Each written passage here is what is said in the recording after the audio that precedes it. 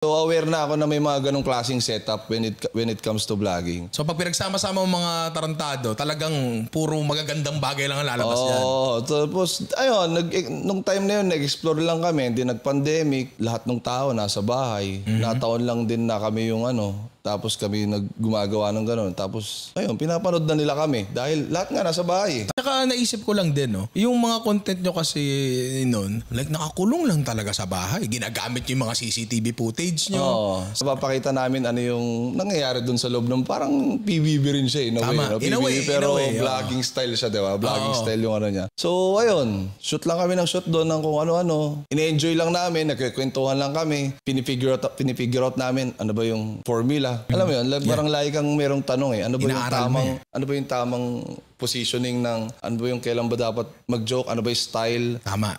Diba? So, kinikilala nyo yung identity nyo, yung sarili nyo, kinikilala nyo pa. Ngayon, nung nandun kayo sa Paya Mansion, ang dami kasing tao eh. Naalala ko malinaw sa akin nung sinundo mo si Dudut.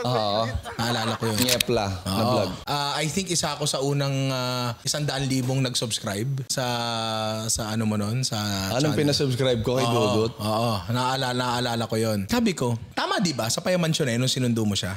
Oo. So nakita, payat mo pa doon Dut eh. Payat mo pa, tsaka yung damit mo doon, yung bukas yung dito. Ganda pa ng katawan mo doon. Wala, food content creator na eh. Tapos sabi ko, ang hirap sigurong i-manage na itong bagay na to. Isang bahay, ang daming tao, puro nasa same age group. Eh yung mga lalaki na nasa gantong edad, puro sa laula to eh. Kasi sa laula ako nung ganyan edad ako hanggang ngayon naman. So eto tanong siguro ng karamihan to. Paano gumagana yung ganong setup? Eh, hindi siguro naging madali yung bagay na yun. I think baliktad eh. Sa amin madali lang eh.